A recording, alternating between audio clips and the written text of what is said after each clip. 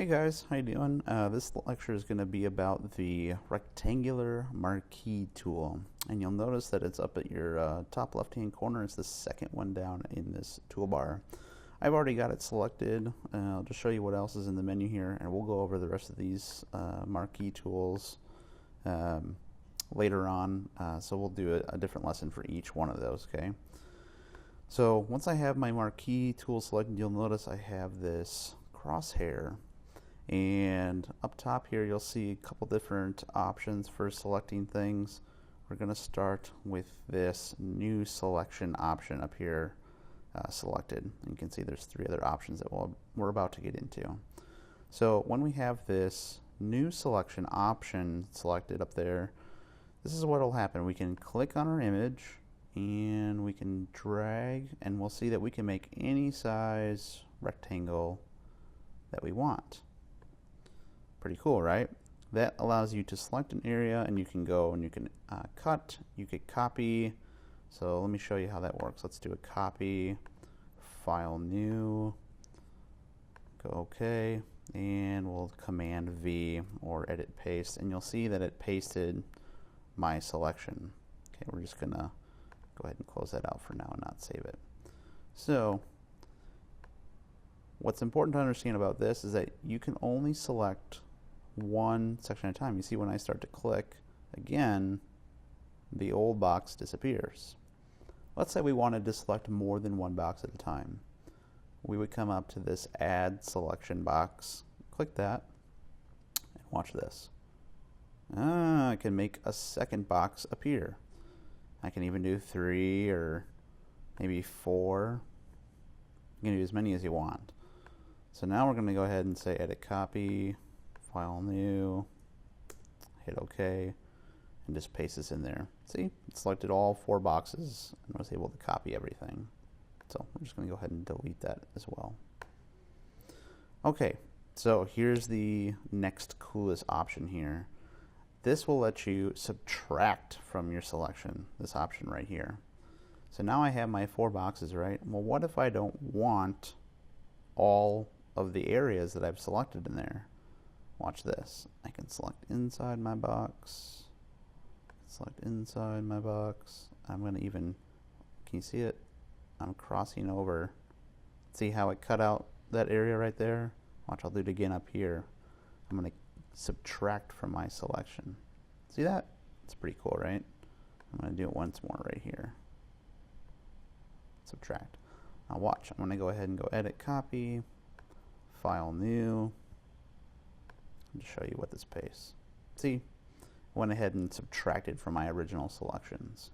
Pretty cool, right? So we're not going to save that. Let's go ahead and get rid of all these selection boxes, and I'm going to show you the last option. So I'm going to make a new box with my new selection tool, and here is the intersecting selection tool. So I'm going to do this, and watch what it does. It's kind of the reverse of what the subtract does. See how it did that? It only selects what both boxes are covering. So let's say I wanted just this little area right here.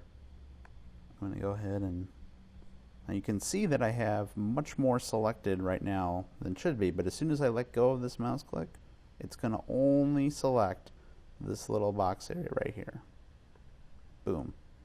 And then the same thing, edit copy, file new, just to show you what it does.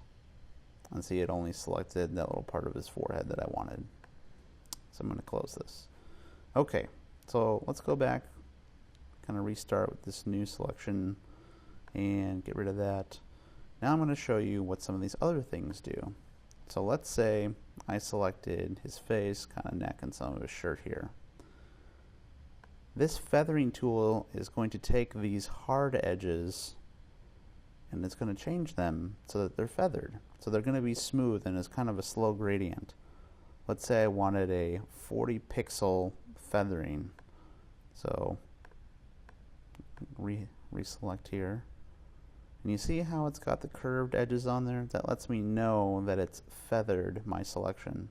You'll see what I'm talking about. Edit, copy, file new. Now let's show you what it does. You see how it's it's done this. It hasn't given me a hard selected area, but rather it's feathered the edges of my selection.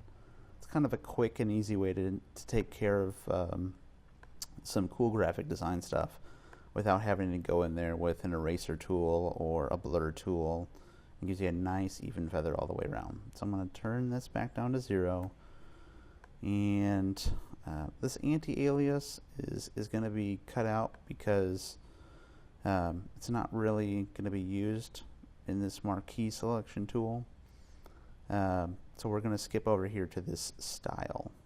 So right now the style is set on normal, but let's say that we wanted to do a fixed ratio. This is kind of cool. Right now it's a fixed ratio of 1 to 1. You see the width and the height is set to 1 to 1. So watch this. It doesn't matter what I do once I click, I'm always going to have a perfect square because my ratio is 1 to 1. Let's say I set this to 5 to 1. Watch what it does. I'm not touching anything else but my mouse and clicking down. It's going to do a 5 times the 1 height. So 5 of the width times the 1 for the height. And it's going to keep that perfect ratio all the time. Pretty cool stuff when you're trying to delete things, especially when you're trying to do a perfectly centered graphic design photo shoot and you're editing inside of Photoshop. Let me show you something here. I'm going to set this back to 1 to 1 now that you've seen the fixed ratio, and let's do the fixed size. Okay, so now you can see that it's a definite pixel area, and all you have to do, you don't even have to drag, you just click and there it is, 64 pixels by 64 pixels, that little square right there. Well, let's say that it was 1,000 pixels by 1,000 pixels. All you have to do is just pick where you want it. Boom. Notice something here. It did 1,000 pixels by 1,000 pixels, but the top left-hand corner, that's where it started the square, exactly where I clicked. So if I clicked on, let's say, the tip of his ear, that's where the top left-hand corner of my square is going to show up for the selection. See that? It's pretty important. It'll help you kind of judge where you're selecting, especially if you're in this fixed size selection area. Now this is pretty cool. We're going to go into Refine Edge. I'm going to leave this box here and then click this Refine Edge button up here. Now look at this. It gives me a whole ton of new options. Most people that use Photoshop probably never even go into this menu, but if you're interested, this is really, really cool stuff. You can pick your view. Right now this isn't going to change your photo. This is just showing what you've selected in kind of a more visually appealing way. Marching ants, let's just show everything, and you see how this is moving around the box? This is known as the marching ants. Kind of lets you know that this area has been selected. They're moving, they look like little ants, hence marching ants. We can choose our overlay view, kind of lets you see the image, but more distinctly your selected area. You can do it over black, you can do it over white. You could just do black on white if you're not interested in the content, but more the spacing and the negative space of what you've selected. You can look at it like it's on a actual invisible layer on the back, or you can actually show everything and just do the reveal layer. So I'm going to go ahead and just go back to on white. I seem to like that one the most. And then you can choose things like Smart Radius. Most people won't ever use this. Personally, it's really not that important.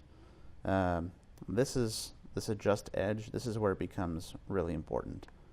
The smoother your edge, you can't see it now, but as we zoom in, if I can go ahead and grab my move tool. Sorry, not my move tool. Zoom back out here. That's not what I was trying to do. You can see this corner of his ear has been smoothed out, and the corner of this corner, and this corner, and this corner has all been smoothed out. So if we drag this back down, boom, it popped my hard corners back in. Feathering is just what we did before. If I crank this up, you'll notice that my selection, you see this? You see how it's kind of faded a lot more into it? It's saying, okay, the selection boundaries are not as important, but my feathering is. So we can go hard or soft. Contrast is going to kind of tighten that rain back in. So these two, feather and contrast, kind of work in opposition to each other. It's important to remember. So I'm going to turn these all back down. And you'll see that the shift edge for most people is not that important. So I'm going to go ahead and hit OK. And there you go. That is the rectangular marquee tool.